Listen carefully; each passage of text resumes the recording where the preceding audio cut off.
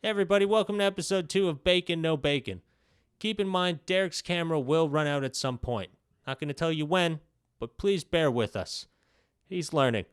We do have a new camera for him on the way, and things will get better. We promise. Enjoy episode 2 of Bacon, No Bacon.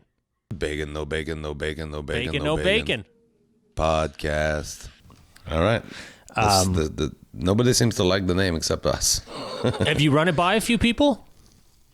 Angela hates it. She hates it. Okay. She hates What is she? Does she have any suggestions? I mean, we're still up in the air. This is only episode 2. Like, Pantelis and Mike, they're 2 drink minimum. She likes things like that, like an already an adage, something that has a ring to it already, right. like rewind before. Be kind and rewind or whatever. Yeah, that's a saying. I've heard that one a lot. Yeah. People tend to say that one. Rewind and go forward. No, be kind, rewind. Remember when you used the videotapes before you return them to the video store? Be kind, kind and rewind. Talk about an old saying. Be kind, rewind. Help wanted? Maybe it could be called help wanted. Yeah. We could definitely... Maybe en parenthèse, like life help wanted. Yeah, we definitely could use some help. Life help wanted. Yeah. We need help in our life. Well, maybe if Angela had some suggestions other than just poo-pooing all over what we had. Story of my life. Quit poo-pooing and give us some fucking advice. But speaking of Angela, last night, she was like, okay, I'm going out to dinner with the girls. And I'm like, okay, cool. And she's like, where are you going? I'm like, where are you going? And she said, this place, Morello's. And I'm like, Morella's. I'm like, oh shit, I've been wanting to go there for a while. She's like, well, why don't you come? And like, come to girls' night out? That's weird. What a fucking nightmare. Oh my God, girls' night out sucks. Sucks? We went, so Morella's, it's connected. It's where Jamie used to work. My daughter used to work at the little casino there on Ganawage. Oh, okay. This is in town. I didn't know this. Yeah, in Ganawage. Okay. Yeah. Yeah, so sorry. there's a restaurant in the casino thing. Yeah. So we whatever, I gambled there a little bit. I want to get into talking about that also. I don't talk about it publicly very much, but I think it's time to discuss my gambling problem. Yeah, that's a good topic. But so we go out to girls' night out. The food was okay. It's a pretty good restaurant. They give a deconstruct Caesar salad. So basically, it's like 2 head of romaine lettuce, not cut, nothing. Just build your own. You have to cut it up, and then instead of bacon, they give you prosciutto. So you have to cut that up too. It's just like a big slab of prosciutto, and it was weird. It was just weird. Sounds like a shitty restaurant. You have to build your own salad. They're trying to be build your own salad. Sounds like a horrible restaurant. I had the steak. Steak was all right. Ken Doran suggests this steak. You have to have the steak. I'm like, I make a better steak than this. But did you have to beat your own cow? Did you have to kill it? Did you have to stab a cow before you could? No. But okay. So then we're playing in the casino, and one of Angela's friends, Sam, she's like, oh, I don't like gambling, stupid. I don't want to lose money. I can't even watch. It's making me stress. So they're like, let's go to Scotty's. Remember, have you ever come to Scotty's with me? Scotty's. Oh, you did the one in Lac Brome. Okay, yeah, it's a bar, yeah. There's one here in my neighborhood, too, right. Scotty's. Anyway, it's a shitty bar. On a Wednesday night, it's even more shit. But they have gambling machine there, too. So I'm like, all right, let's go there. Oh, no. And now I'm drunk. I had a bottle of wine and like 4 beer. And I get there, just drink. And then Sam, one of Angie's friend, girls' night out, there's a guy there that she was seeing that ghosted her at one point. Oh. And like, there's only 5 people in the bar, and this is the guy. So she's all marabout. And this is like small town like, Brossard okay, I have to stuff. take Sam home. Yeah, I have to take Sam home. And now I'm drunk and gambling. So I'm like, you'll have to go on without me. I'm going to continue girls' night out by myself. So I ended up staying there till 3 o'clock in the morning, drunk, gambling. I lost like whatever amount of money that it's not appropriate to talk about that, but just stupid. And now I feel like garbage. Girls' night out sucks. So you closed out girls' night out. I did by myself. Yeah. I was a girl gone wild. I was girl gone wild. Just a rogue bitch out there. You gotta. So the gambling's biting you again. I thought you quit. I quit sports gambling. I haven't placed a bet since Super Bowl. I haven't placed a bet. Is there phases of gambling that you have to quit? You stop with sports, and then you slowly move on And to then stupid, poker machine in the bar. Poker I know, machines. so stupid. Slot machine. And then does it end with shitty bets with your nephew at a game, at like a family event or something? We're watching a game in the back room. $5 on this team, or does it end at shuffleboard gambling? Where's the end? What's the last straw of gamblers? No, I mean, I don't know. Like, what do you consider not gambling that is still gambling? Nothing. Like, well, maybe poker with your friends. That's not gambling that's to kind you? of gambling. Not really. No? The most you could lose is like $50 or whatever. No. What that's if you not keep really buying gambling. into the pot? I've seen you do that. Yeah, I've done. I'm all in. I'm all in. I'm all in. I'm all in. Eventually, I win one. I think I saw you buy into the pot like 2 or 3 times. I've done 10 times before. Yeah, but this was early on. This was like within the first like half hour of playing. It's weird. People don't really like. So gambling has been a problem for me my whole life. Yeah. And people that really don't do it, like Sam was like, oh, this doesn't make sense. You're just throwing money away. It's hard to. It's an addiction like any other, and it's worse because, like heroin, you can only do so much heroin before you're dead, right? Right. You could gamble, you can, right, until there is no more money access. Yeah. So it's, but it's like if you don't like when you see a heroin addict, you're like, what the fuck? What you're addicted to that? You look like a zombie. Like it's so same with gambling. It's like how can you just throw money away? And I'm like, I don't know. It's just. It also does change the person. I don't know if you know this, but it does change a person. Because when Luckily, you gamble, I've never stolen from my children or anything like that to gamble. No, you're not at that point. But I feel like the gambling definitely, if you really want to talk about it, I mean, the gambling I find changes your the way you're living. Like if we're together, you're gambling. Yeah. You're way more stressed. Yeah. Things irritate you fucking way more. You're always pissed. And have you ever been with me when I have a big win? No, I've only seen you lose. That one time in 2014? No, I wasn't there that day. Never seen you win a gambling bet ever. So I don't know if it happens, but I'll take your word for it. But this is the thing. Like I've been able to self-analyze myself with the gambling over the year. The stress, like you said, the stress and the negative energy I get from losing and from from trying to pick the right thing, is so bigger than the positive I get from when I win. I'm like, yeah, all right, that's cool, I won. Yeah. Like it's like I'm addicted to losing, if that makes sense. Yeah, no, it makes sense because you keep going in. Like it's almost like losing. Exactly, like when you lose, I would immediately just turn away and be like, I lost money, I'm done. I'm pissed. Right. But you go into like, I'm going to fucking get you mode. You're like, I'm going to win. Yeah. I'm going to get this. And sometimes you get to the place where like I'm gambling, gamble, lose. And then at one point it's like, you're challenging the casino or whatever. Oh yeah, you want to make me lose? Yeah. Fuck, let's go. And you just up your bet. And you're gonna take that one too? Okay, I'll show you. You I'm haven't gonna give seen you all me my lose money. yet, buddy. Huh? Yeah, I'm gonna lose like a fucking champion. Nobody's ever lost like this. Take everything. 21? Hit me. Fuck you. Yeah, it's a weird addiction to have. And it is an addiction. I've heard people saying it's addiction. I've seen you go through it, and it's definitely an addiction. I've never witnessed it that close, and it definitely is an addiction. You could see it take over, and you're just like totally into it, and you want to win. You want to piss off whoever's keeps making you lose, even though it doesn't do anything, and you get mad. You're so much more loose and fun when you're not, and then you're stressed and anxious when you are gambling. So I don't get, me, I don't understand it because I don't ever like being stressed or anxious. And why would you want to do something Why that put you yourself in a bad mood? in that situation? Yeah. So that's where the addiction is. That's where you can see it. a one night only, I hope, relapse, whatever. And it wasn't crazy money. I mean, we're talking hundreds of dollars, but That's a lot of money, man. Hundreds of dollars. It's a lot of money. It sucks. It's like, whatever. It's like a... That's a new camera, buddy. And I don't have a lot of money right now either. So anyway. You gotta, the gambling sucks. It does definitely does suck. No more girls' night out.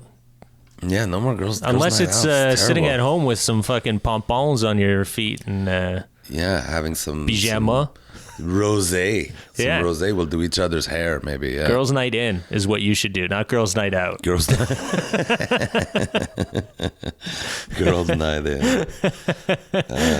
Don't do that. I don't know if you can see the T-shirt. I don't even know how this is framed, but this says Historic Quebec Anglo. I bought this T-shirt. Okay. Did you hear about the whole scandal? Like the François Legault wanted to make it for you to have access to English service in Quebec. He wanted to pass a legislation that you needed to prove that you're historically Anglophone, like you're back to fucking, I don't know, like back in history, your family was English. How do you have so to that you do could it? Have a doctor that speak to you in English. Like it's not enough to say I prefer to be. No, you have to. There has to be a justifiable historic reason. So the premier I of don't know Quebec, how they would do it either. Like they're gonna tattoo numbers on us. SC. Like it's really it's going a little far. up. But I don't know how they. How would you? Did they ever say how you'd have to prove it?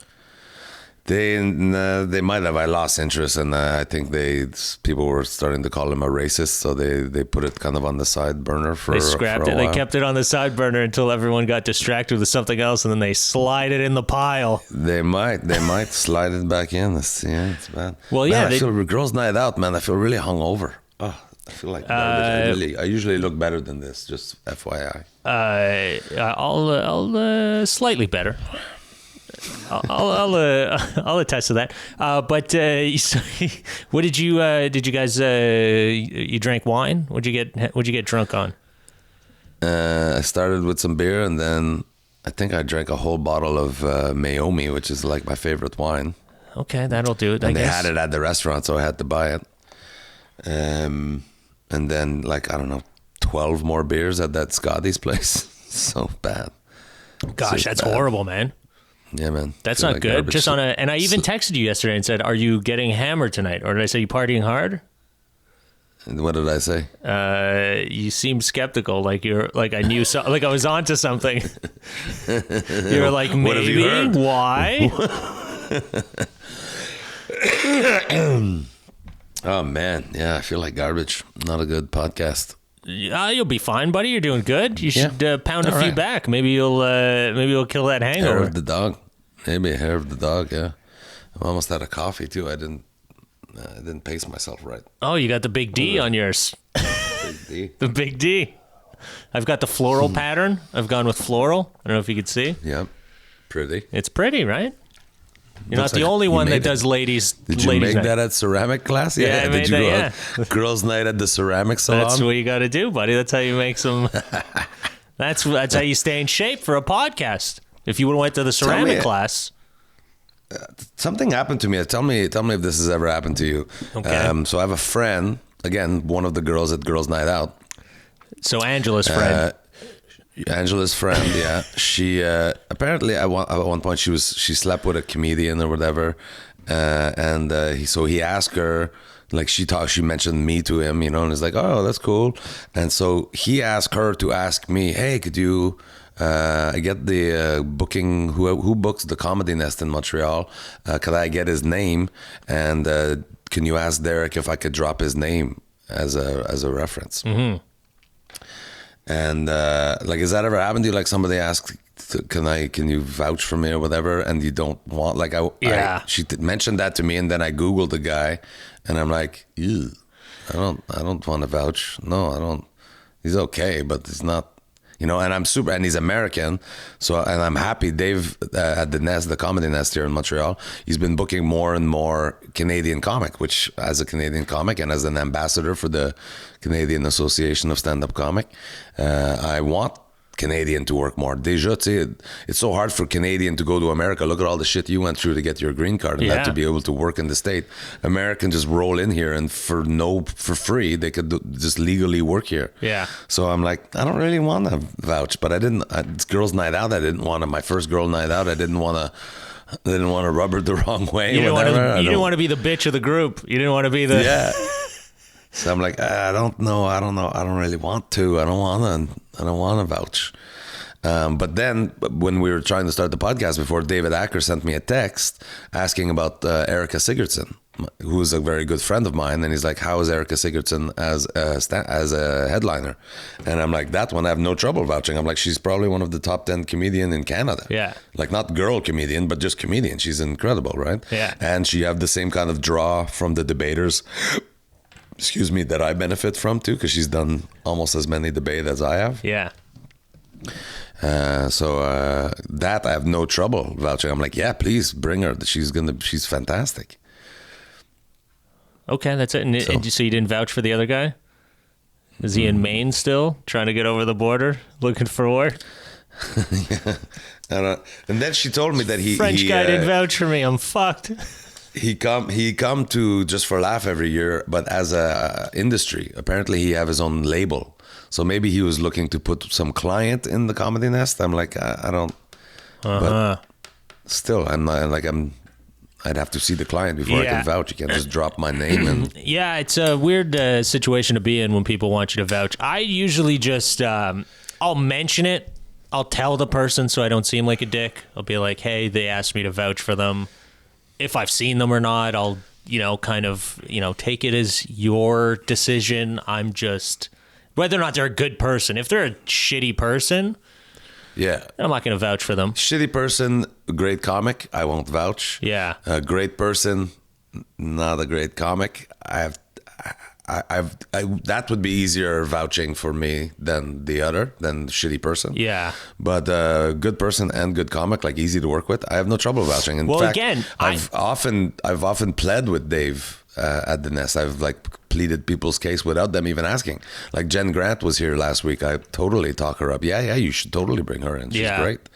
Dave Hemstad, same thing. Rob Pugh, I've told him a million times, you gotta get this guy. He's a monster. He's so funny. Erica. I have no trouble vouching for those people.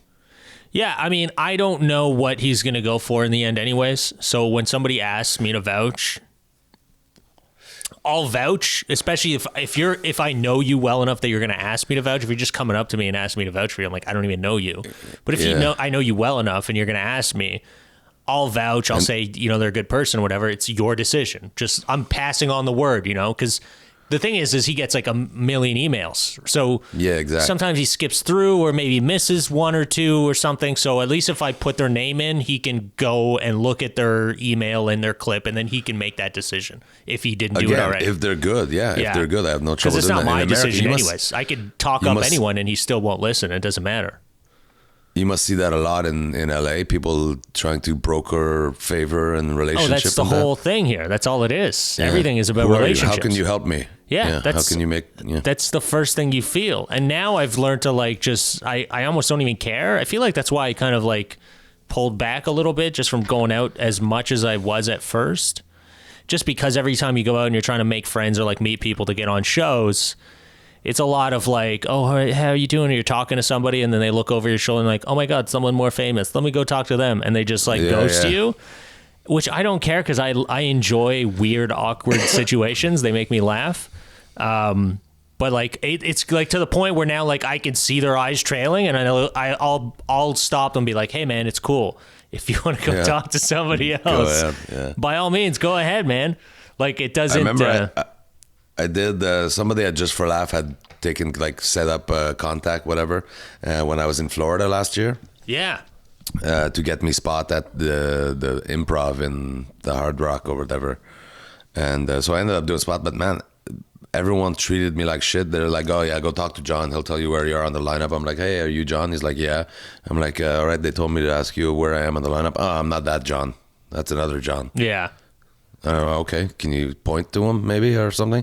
Everyone just treated me like shit. They had a comic dick. where everyone's don't a talk dick. to me. Yeah. And then I went up and the guy introduced me as being from LA for some reason. I guess because the person who set me up has contact through LA. So big comic from LA, done 10 just for laughs. And then I went up and I stormed it. I killed it. Right, I crushed I had a great set.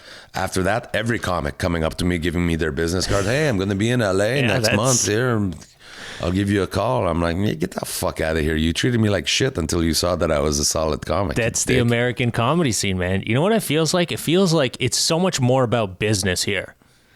Back home, it feels like friendly.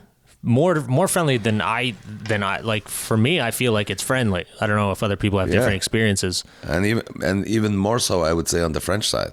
Oh, there's 100% more. Esprit d'équipe, you know, 100% more. Yeah, and that's crazy. That's to show you the difference. But it's not even that bad in Canada. Like in English Canada, it's not that bad. No. But coming here was like I've never experienced that in my life. Like I was like, is everyone just really fucking mean? Like that's why I get why people, people have a hard time here and they just like fuck off because it's like it takes a year before people even consider you being in LA. Because the first time you meet them, they're like, yeah, whatever, buddy. We'll see you. You're not gonna last 2 months. You're out of here. So they don't even give you the time of day. Then after a year, then they're kind of like, oh, okay, you're around. All right, well, see ya. You probably won't last. Now at 2 years, it feels like they're like, oh, okay, you're here. Now it feels like they're more open. I'm getting more spots, and it feels a lot better that the longer you're here, the more people take you seriously. But the stand-up scene here or I don't know if it's like that across America, but in LA is it's very business minded. Like people and I think it's just an American thing. I think America is just very business minded. Like that's their whole life is like you have to grind. Otherwise, you don't even have health care if you don't grind. Yeah. If you're not hustling, you're dead. You can't do anything. So like their lifestyle is way more aggressive because they're all trying to grab something. They need something to stay alive. Yeah, but selfish also. Yeah, but because if you don't, it's the next guy will get it, and you're fucking sitting over there with malaria, and you got no health care. You need to be aggressive. How'd you get malaria? I don't know. What the fuck's going on in LA? It was the first thing that came to mind.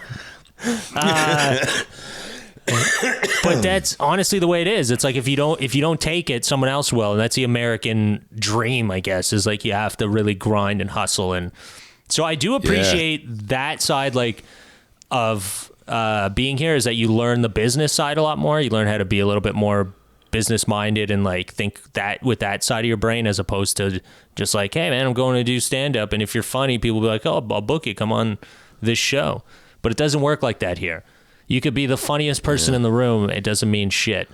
It's who's good at business. I guess here sometimes too, though, like you see people get things and you're jealous, like that. But it's rare. It's more rare in Canada. Yeah. Because when it happened to my friend, I'm always like, yeah, that's so great. Like when you got 22 minutes, I'm like, oh my gosh, that's so cool. Yeah. But then you see somebody that you're like, oh my God, they got the Tonight Show? How the fuck did they get the Tonight Show? Yeah. That's fucking weird. Yeah, but that's because how it is in America. It's more based off of. I find it's definitely based off of a lot of it is who do you know, who you're friends with, what demographic, what boxes you tick off. Right now, it's that, right? Like you check off the right boxes. Yeah, but the boxes are more. It's definitely I feel more on the Canadian side, and in America, it's on like the corporate side. Like if you're going to see it in, you'll see it on television, but generally speaking, comedy clubs, it seems like it's still, they're not checking off boxes like they are in Canada, like comedy festivals. And comedy club, maybe no, but festivals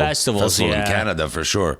But television too. Like there's people that get, anyway, it's one of those things. It happened very rarely for me that I'm like, oh, why did they get that? Mostly I'm very, very happy because the people that are getting it are also amazing comics, especially Canadians that make it in the state. People are working hard. Ivan Decker, K. Trevor Wilson, Mark Forward. Like it's great to see those guys doing good. Nathan McIntosh. Yeah. It's so fun to see him getting on television and that. Yeah. These are really, really funny guys. Yeah, definitely. And girls. It's a different dynamic here. It's like people will straight up, like you'll talk to someone and then the next day they'll walk right by you and you're like, hey man, we just chatted. We just chatted yesterday. Yeah. I saw you. You remember me? We talked for like an hour. They don't care because you got nothing. You got nothing, buddy. You got nothing to give them.